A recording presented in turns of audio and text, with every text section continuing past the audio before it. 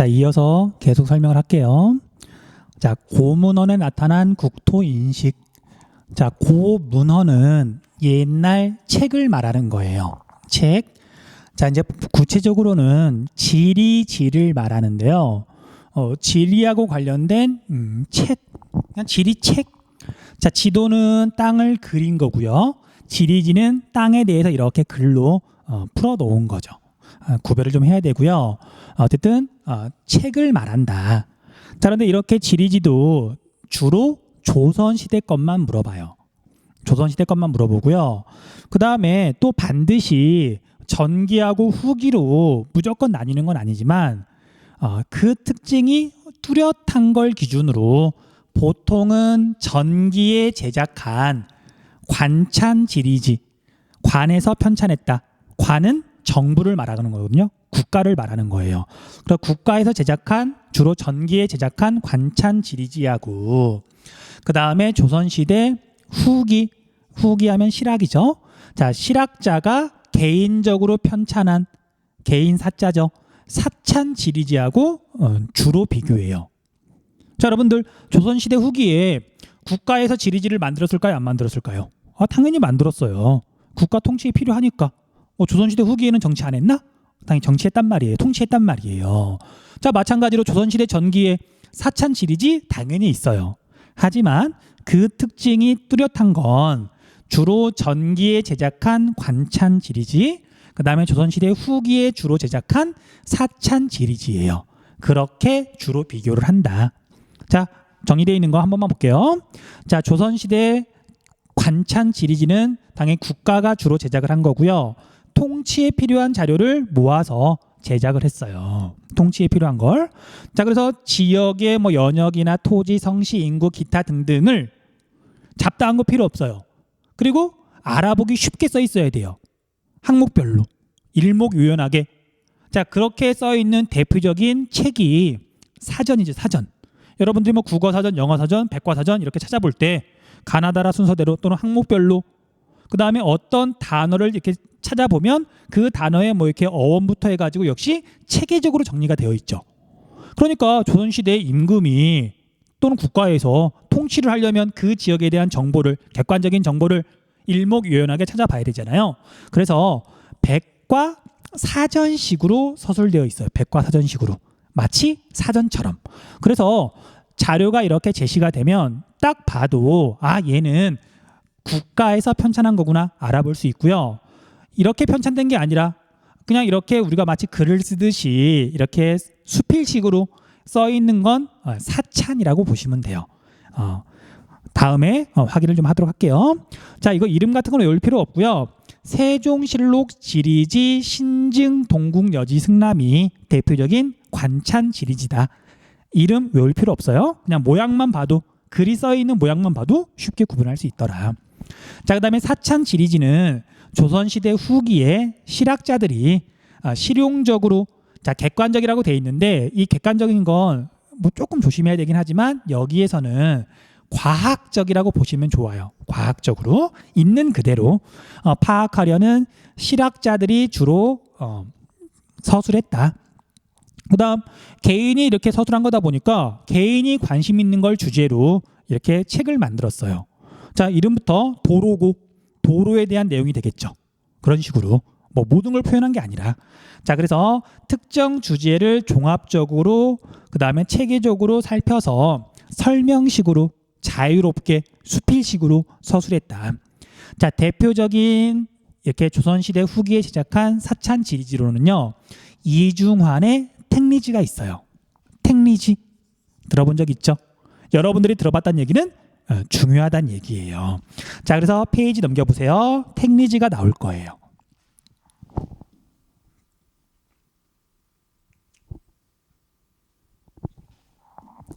자, 택리지. 우리 조상들이 서술한 편찬한 지리책 가운데 대표적인 거죠. 그래서 여러분들 중고등학생들을 위한 추천 도서 있잖아요. 거기에 반드시 들어가는 책이 택리지예요. 자, 먼저 택리지 우리가 다 읽어보면 좋겠지만 사실 옛날 책이다 보니까 지리를 정말 사랑하는 친구라면 읽어보시고요. 그렇지 않으면 그냥 특징만 정리해 두세요. 자, 택리지는 크게 뭐 3인 총론, 8도 총론, 복거 총론, 뭐 총론으로 구성이 되어 있는데 그 중에 우리가 주로 다루는 건 복거 총론이에요. 복거 총론. 그리고 복거 총론이자 이제 택리지에서 주로 다루고 있는 건 과연 사람이 살기 좋은 곳은 어떤 곳이며 어떤 조건을 따져봐야 되는지. 그리고 우리나라 여러 지역을 이런 기준에 따라서 서술하고 있어요. 뭐 읽어보면 재밌다고는 그러는데 정말 지리를 사랑하는 친구들은 읽어보세요. 자, 어쨌든 그 중에 복거 총론이 핵심이고요. 그다음에 이게 복거 총론 이거 이름 외울 필요는 없어요. 이 복거 총론에서 가거지의 조건을 설명하고 있다 정도만 기억하시면 돼요. 가거지. 자, 우리 한자 아는 친구들은 알아보겠죠. 거주가 가능한 땅. 바꿔 말하면 사람이 살기 좋은 땅의 조건을 말하고 있다. 그럼 과연 조선시대 후기에 이중환이라고 하는 실학자, 우리 조상님은 과연 사람이 살기 좋은 조건으로 무엇을 말하고 있을까? 4가지 조건이 있거든요. 4가지. 자, 4가지라는 거 기억하시고요. 지리, 생리, 인심, 산수. 얘네들은 뭐 단답형으로 4개 좋으니까 시험 보기 전에 외워두세요. 자, 그럼 이 4가지를 한번 차례대로 살펴볼게요. 중요한 순서대로예요. 중요한 순서대로. 자, 라임을 맞추기 위해서, 글자 수를 맞추기 위해서 전부 다 2글자로 했고요. 좀 풀어볼게요. 지리는 풍수지리의 줄임말이에요. 사람이 살기 제일 좋은 곳은 풍수지리를 따졌을 때 명당이다. 이게 조선시대 사람들이 제일 중요하게 생각을 한 거예요. 이해가 되죠? 그 다음 2번째는 생리 조건인데, 생리인데 한자를 봤더니 이익이 생긴다. 이익이 생긴다. 경제적으로 사람이 살기 좋은 곳이다. 자, 예를 들면 똑같은 면적의 밭이 있어요. 근데 어디는 되게 척박하고 어디는 되게 비옥해가지고 농사가 되게 잘 돼. 그럼 당연히 농사가 잘 되는 곳이 사람이 살기 좋은 곳이죠. 그 다음에 이렇게 하천이 쭉 있는데 어디는 맨날 하천이 범람해가지고 홍수 피해를 입는 데 비해서 어디는 유명한 이제 포구, 배가 이렇게 내려서 뭐 정박해서 물건을 내리고 실는 곳, 포구가 있어서 사람들이 왕래가 많고 그러다 보니까 뭐 시장도 발달하고 그런 곳은 경제적으로 먹고 살만 하겠죠. 그 다음에 도로가 이렇게 교차하는 곳, 그런 곳도 자연스럽게 시장 같은 게 형성될 수 있단 말이에요. 그래서 경제적인 조건을 따져야 된다. 아무리 명당이면 뭐예요? 먹고 살기 힘들면 사람이 살기 좋은 곳 아니잖아요. 2번째가 생리 조건이에요. 자, 3번째는 인심, 사람의 마음. 자, 뭐 실제로 그런 일이 일어나면 안 되겠지만 여러분들 이제 부모님이 오랫동안 돈을 모아서 정말 비싼 아파트를 이렇게 사가지고 이사를 갔어요. 이사를 갔더니 헉, 바로 옆집에 전자팔찌를 이렇게 차고 있는 사람이 사는 거예요. 그럴 수 있잖아요. 전자팔찌. 아우 참. 아무튼 자, 그러면 아무리 거기가 여러 가지 조건이 좋더라도 옆집에 전자팔찌 남자가 있으면, 또는 전자팔찌 여자도 차나? 잘 모르겠네. 자, 아무튼 그런 사람이 있으면 살기 좋은 곳이라고 하긴 좀 애매하겠죠. 애매한 게 아니라 사람이 살기 좋은 곳은 아니잖아요. 그래서 사람의 마음, 풍습이나 뭐 임신 같은 것들을 살펴야 된다. 그다음 마지막으로 산수라고 되어 있는데 물하고 산이죠. 산수. 그래서 학생들이 좀 헷갈리더라고요. 아니 여기 지리랑 산수랑 뭐가 다르냐고. 자, 지리는 풍수지리를 말하는 거고요.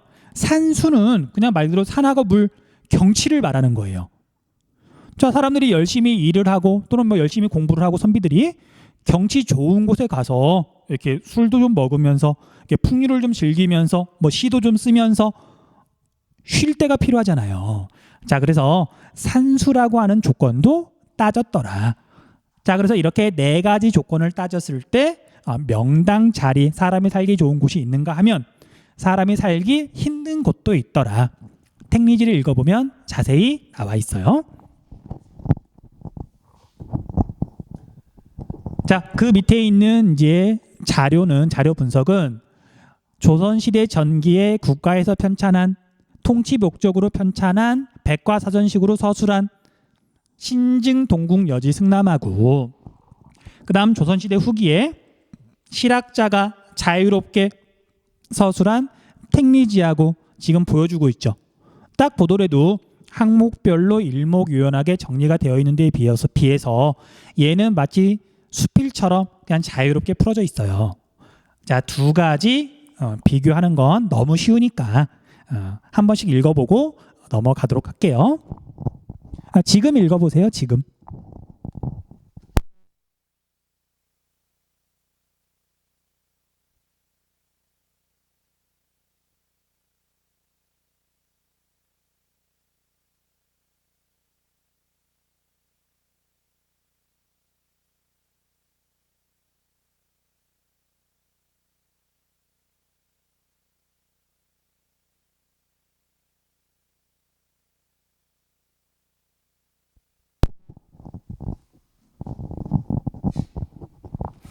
자, 지금까지는 주로 조선시대죠.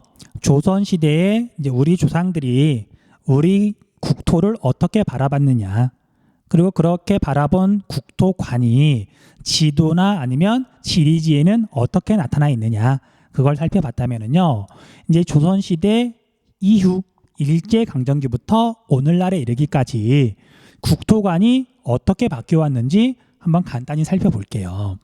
자, 이건 그냥 상식에서 읽으면 그냥 전부 다 이해가 되는 내용일 거예요. 따로 설명할 건 없어요. 그냥 포인트만 짚어볼게요. 자, 우리가 일제강점기는 일본 애들이 우리나라를 강제로 점령했고, 당연히 조선은 일본한테 지배를 받아야 된다, 일본이 점령한 건 당연한 거다, 그런 인식을 심어준 거예요. 당연히 왜곡된 국토 인식이에요. 그래서 식민 지배를 정당화하려는 일제에 의해 소극적이고 부정적인 국토 인식이 강요되었고요. 뭐 갯벌이 많아서 쓸모없는 땅이라든지, 그 다음에 우리나라 한반도가 토끼를 닮았다든지, 그런 식으로 이제 강제로 인식을 시킨 거죠. 자, 여러분들 뭐 사람에 따라 조금 다르기는 하던데, 우리 한반도는 토끼 모양이에요? 아니면 호랑이 모양이에요? 자, 우리 조상들이 바라봤던 우리 한반도의 모습이에요. 자, 이제 어느 나라든 또는 어느 지역이든 자기 땅을 이렇게 나타내는 그림을 자주 그려요. 그래서 우리 조상들도 우리 한반도가 대략 이렇게 생겼다는 걸 알고 난 뒤로 이렇게 봤더니 대륙을 향해서 호랑이가 포효하고 있는 모습을 닮았구나라고 해서 이런 그림을 그렸던 거예요. 그런데 이런 그림이 되게 여러 가지가 있는데, 뭐 더 찾아보면 아마 나올 테지만 그냥 빠르게 찾다 보니까 이 그림을 지금 고른 거거든요. 그런데 이 호랑이 꼬리가 이쪽이 아니라 이렇게 해가지고 여기에 이렇게 그려진 그림도 있거든요. 그래서 여기 튀어나와 있는 부분 있죠. 이걸 이 지역 사람들 뿐만 아니라 여기에 지명이 어떻게 되냐면요, 호랑이의 꼬리다. 호비, 꼬리 비자예요. 그래서 여기가 또 육지가 바다로 튀어나온 부분이다. 호미곶이라고 불러요. 호미곶. 그래서 지명도 좀 알아두시면 좋을 것 같고요. 이렇게 정말 봤더니 한반도가 대륙을 향해서 이렇게 으르렁거리고 있는 호랑이를 닮았죠.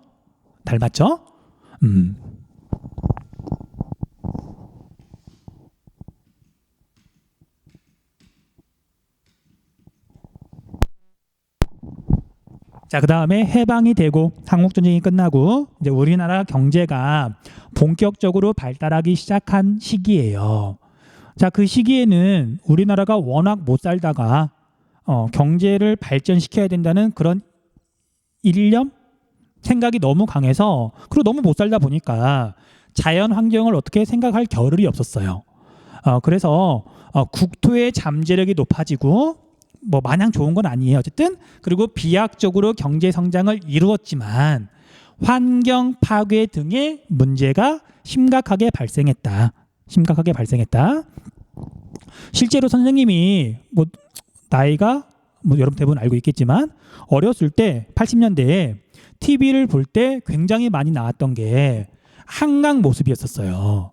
한강에 이렇게 하얀 막 거품들 있죠.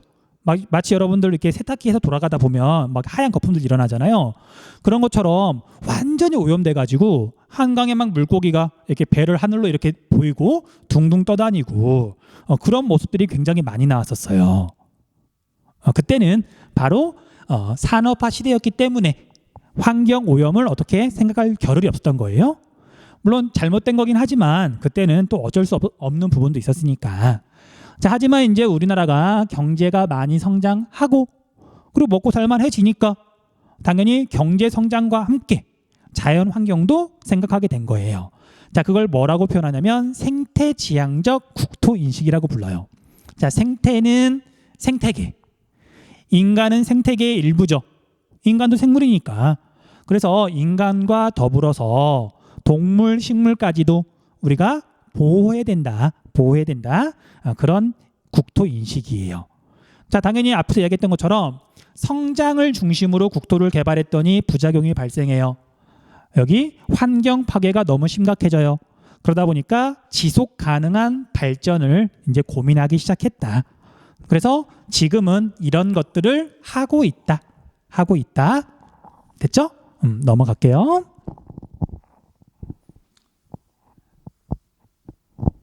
자, 이제 마지막으로 지리정보의 수집과 활용인데, 자, 이 부분은 이제 여러분들 교육 과정이 바뀌면서 조금 단순해졌어요.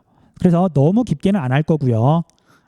뒤에서 다루고 있는 문제를 이렇게 해결할 수 있는 그 정도 수준에서 조금 빠르게 넘어갈게요. 자, 지리정보의 수집과 활용.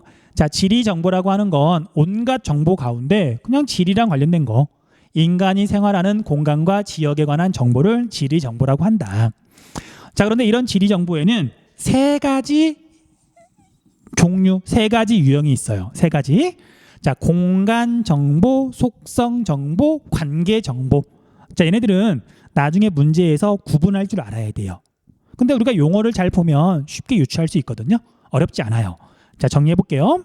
자, 공간 정보는 어떤 장소나 현상의 위치나 형태를 나타내기 위한 거예요.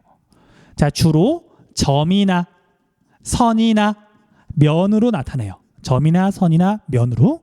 자, 서울이 이렇게 있으면, 자, 여기에 우리 학교가 어디쯤에 있죠? 자, 이건 점으로 찍어서 나타내는 게 합리적이죠.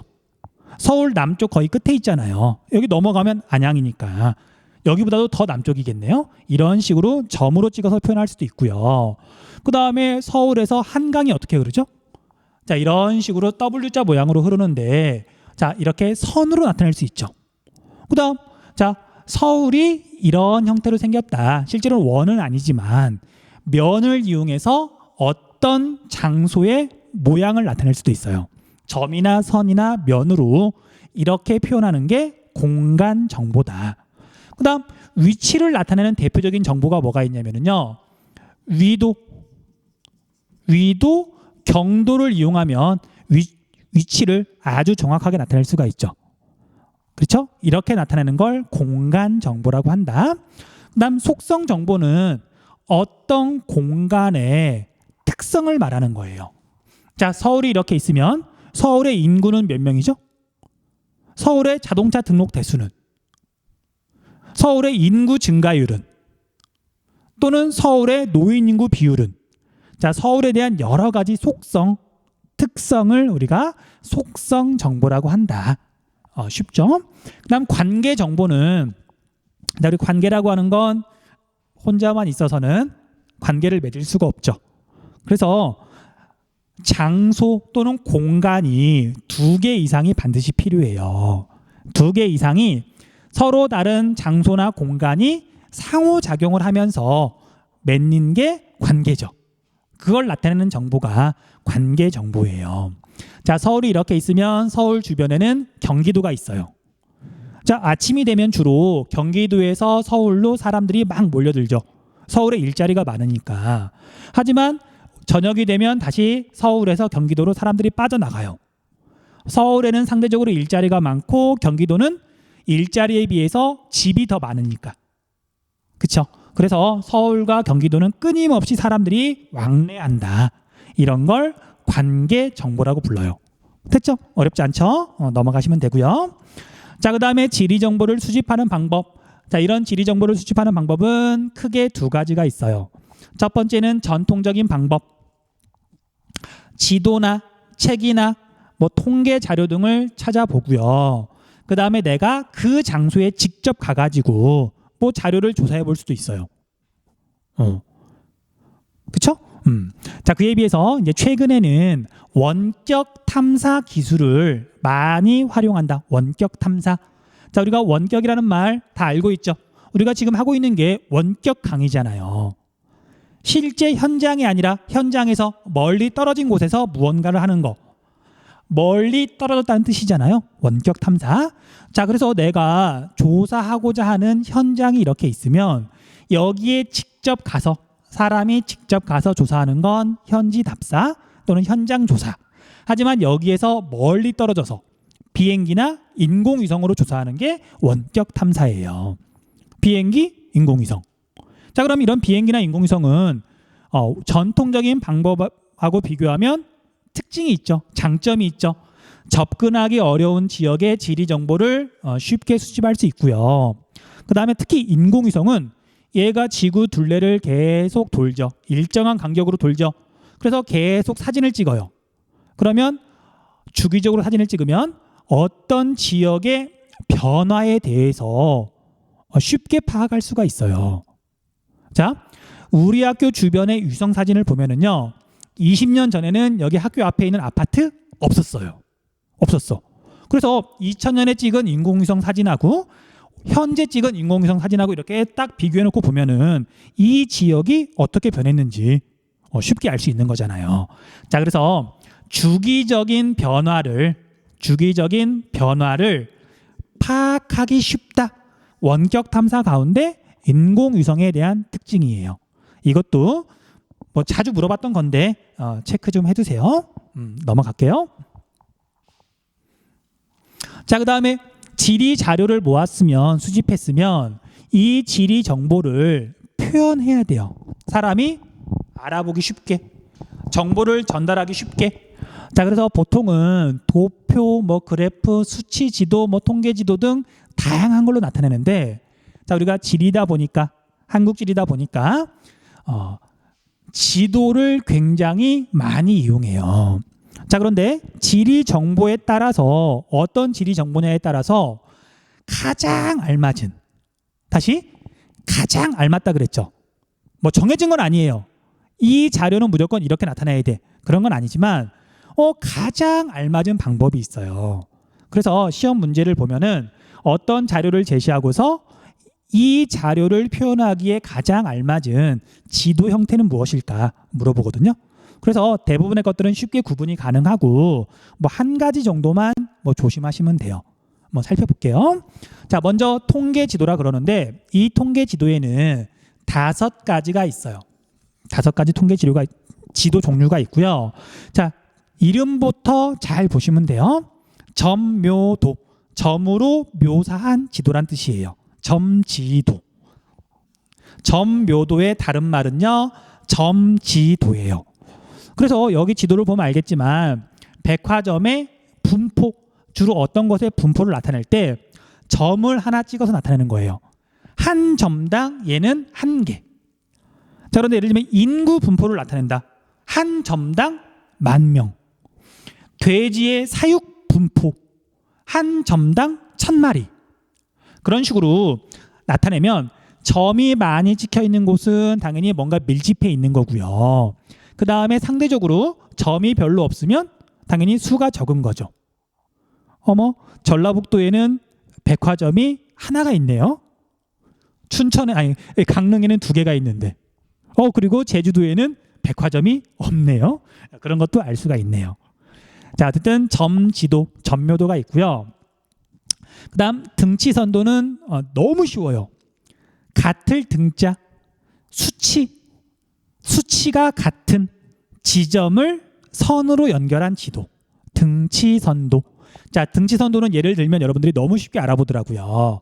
등고선, 뭔지 알죠? 높이가 같은 지점을 이렇게 선으로 연결한 지도잖아요. 그 다음 등온선, 온도가 같은 지점을 연결한 선. 자, 또는 여기서 예를 든 것처럼 꽃이 피는 개화일. 자, 지도를 보면 자, 제주도는 3월 24일 날 벚꽃이 피었고요.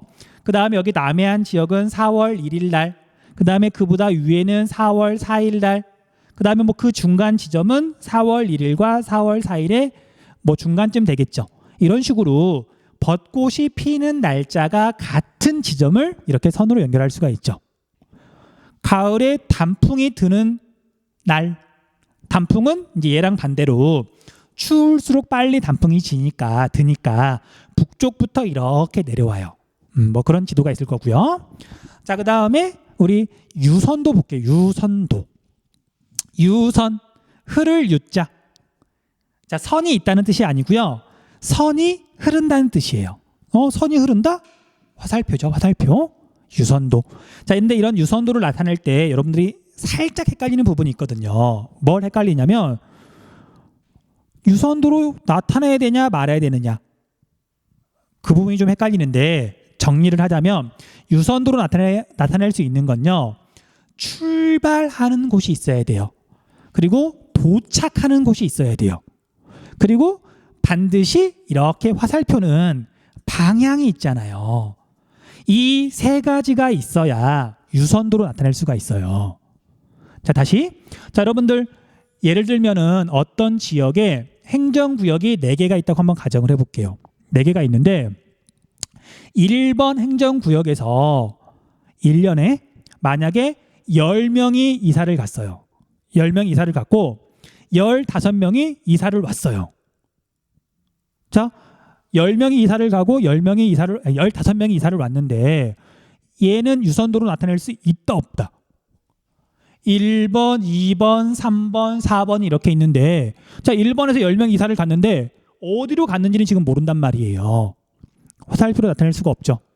반대로 15명이 이사를 왔는데 어디서 왔는지를 알 수가 없어요. 이런 건 유선도로 나타낼 수가 없어요. 대신 이렇게 나타내죠. 보통은 이렇게 0을 그리고요.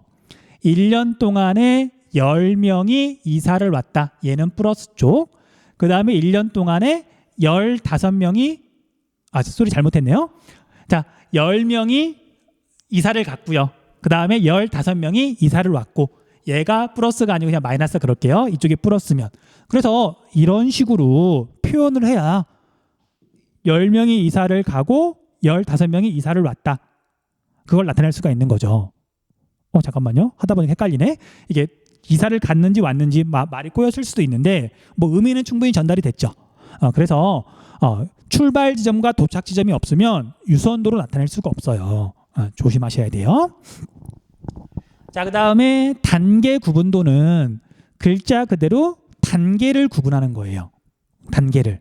그래서 자료들이 쭉 있는데 어디서부터 어디까지 이제 막 불규칙적으로 이게 숫자나 그런 것들이 분포를 하는데 정확하게 표현하고자 하는 게 아니라 대략적인 양상을 나타내고 싶은 거예요. 자, 그리고 여기서 나타난 것처럼 인구 순 이동률. 자, 어디는 인구가 줄어들고 어디는 인구가 늘어나는지, 그 늘어나면 얼마만큼 빠른 속도로 늘어나는지 그걸 알고 싶은 거고요. 또는 예를 들면 인구 밀도, 사람들이 어디에 많이 살고 있는지, 빽빽하게 살고 있는지 그런 걸 알고 싶은 거예요. 자, 그래서 이렇게 단계 구분도는 여기 나와 있는 것처럼 일정 범위마다 색깔이나 아니면 이렇게 무늬를 이용해서 보통 나타내거든요. 그런데 얘 같은 경우에는 보시면, 자, 이렇게 음영으로 지금 뭔가를 표시했어요. 여기에다가 다른 정보, 두 번째 정보를 만약에 표시를 한다. 그러면 두 번째 정보는 잘 보일까요? 안 보일까요? 잘 안 보여요. 그래서 이 단계 구분도는 보통 한 가지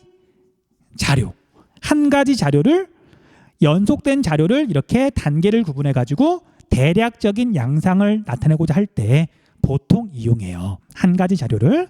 자, 근데 그에 비해서 실제 세상에 있는 자료는 굉장히 복잡해요. 자, 예를 들면 지역별 산업 구조, 1차, 2차, 3차. 그 다음에 지역별 학생 수, 초등학교, 고등학교, 중학교. 또는 지역별 농산물 생산량, 쌀, 보리, 뭐 그 다음에 뭐 다른 뭐 고구마, 뭐 여러 가지 자료를 동시에 나타낼 필요가 있거든요. 자, 그런데 이런 자료들은 전묘도, 등치선도, 단계구분도, 유선도 다 적합하지 않아요. 그래서 원이 됐든 막대가 됐든 또는 어떤 꺾은 선이 됐든 다양한 도형을 이용해서 여러 가지 자료를 알기 쉽게 나타낸다. 그게 바로 도형 표현도예요. 자, 이제 여러분들이 이제 지리를 공부하면서 수많은 통계 지도를 볼 거예요. 그래서 그걸 보다 보면 자연스럽게 이해가 될 거고요. 뒤에서 문제 풀이하면서 다시 한번 정리를 할 테니까 지금은 여기까지 하고 넘어갈게요. 됐죠? 여기까지. 자, 이제 거의 끝나가네요. 그 다음 지리정보 시스템 볼게요. 지리정보 시스템. 자, 우리가 이제 지리정보를 수집을 하는데 당연히 그걸 활용을 해야 돼요. 자, 그런데 이제 옛날 같으면 지리정보의 양이 많았을까 적었을까? 별로 없었죠. 그러니까 이제 온갖 지리정보를 다 모아서 김정호 혼자서 뭐 완전히 혼자는 아니지만 김정호가 대동여지도를 만든 거잖아요. 자, 그런데 오늘날에는 지리정보가 너무 많아요. 많아도 정말 너무 많아. 자, 이걸 사람이 일일이 다 처리할 수 있다 없다? 없다. 그러니까 컴퓨터를 이용해 가지고 지리 정보를 처리한다. 그걸 지리정보 시스템이라고 부르고요. 영어로는 GIS라고 부르죠. Geographic Information System. 지리정보 시스템 또는 지리정보 체계라고도 불러요. 자, 얘도 단답형으로 내기에 좋으니까 시험 보기 직전에 단어 외워두세요. 자, 어쨌든 컴퓨터를 이용해 가지고 빠르게 데이터를 처리하고요. 그 다음에 뭐 장점 및 활용이 나오는데 중첩이라는 말 좀 기억해 주세요. 자, 이 단어가 중요하다기보다는 가장 흔하게 쓰는 게 중첩 분석 또는 중첩 기법이라고 부르거든요. 시험에서도 이걸 응용해서 나오기는 하는데 뭐 누구나 풀 수 있는 되게 쉬운 문제가 나오니까 뭐 자세히 설명하진 않을게요. 자, 대략적으로만 이렇게 살펴보면 여러 가지 조건을 따져봐야 돼요. 첫 번째 조건, 두 번째 조건, 세 번째 조건, 네 번째 조건. 그리고 첫 번째 조건을 이렇게 만족하는 지점을 이렇게 지도에 표시를 해요. 그 다음에 두 번째 조건을 만족하는 지점을 또 표시를 하고 세 번째 지점, 네 번째 지점을 만족하는 지점을 표시를 한 다음에 이걸 이렇게 겹쳐서 보면 중첩이라는 말이 겹친다는 뜻이잖아요. 자, 그러면 공통된 지역을 아주 쉽게 찾을 수가 있잖아요. 조건을 각각 이렇게 표시를 한 다음에 겹친다. 공통지역, 최적 지역, 여러 가지 조건을 만족하는 지역.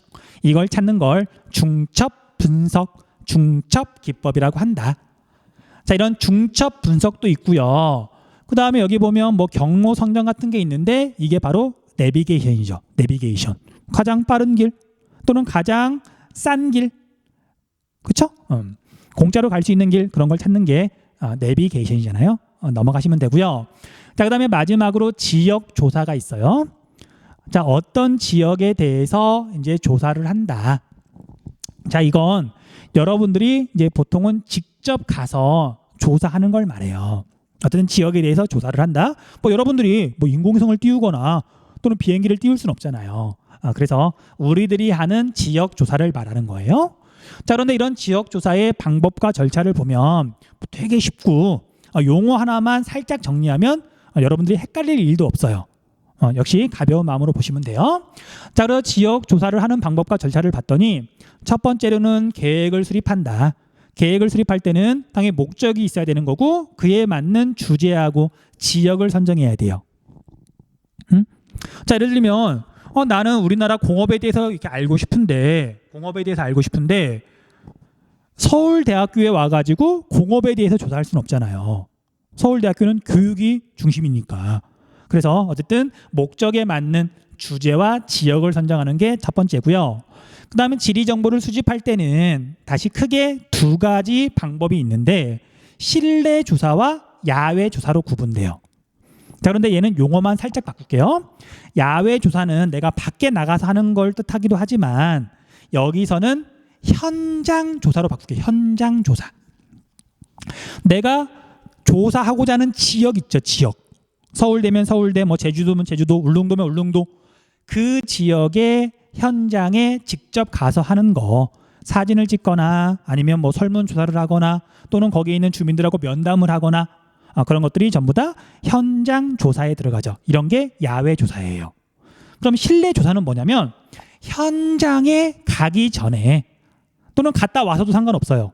현장이 아닌 곳에서 미리 조사를 하는 거. 미리 사전 조사라고 그래요. 사전 조사. 그래서 집에서 실내에서 인터넷으로 자료를 조사하는 거 실내 조사죠. 그다음에 뭐 도서관에 가서 책을 찾아본다. 실내 조사예요. 그다음에 기상청에 가가지고 기후 자료를 받아온다. 기상청에 갔네? 밖에 나갔네? 야외 조사 아니에요. 우리가 조사하는 게 기상청을 조사하는 게 아니잖아요. 그렇죠? 그래서 실내냐 실외냐가 중요한 게 아니고 현장이냐 현장이 아니냐가 중요해요. 그것만 잘 따지시면 돼요. 자, 그다음에 이렇게 지리 정보를 수집했으면 지리 정보를 분석하면서 지도도 그리고 그래프도 그리고 이렇게 표현을 하고요. 마지막으로는 보고서를 작성한다. 됐죠? 되게 쉬운 거야. 그중에 여기만 살짝 용어를 바꾸면 누구나 헷갈리지 않는다. 자, 여기까지 해서 2강 내용 설명 마무리를 하고요. 시간을 좀 확인해 봐야 되겠지만 자, 이번 주도 그냥 여기까지 해서 강의를 올리고 문제풀이 부분은 따로 링크만 연결하도록 할게요. 우리 학습 시간에 포함되지 않도록. 자, 그래서 관심 있는 친구들은 문제풀이까지 보시고요. 자, 여기까지 강의 듣느라 수고했습니다. 다음 강의에서 볼게요.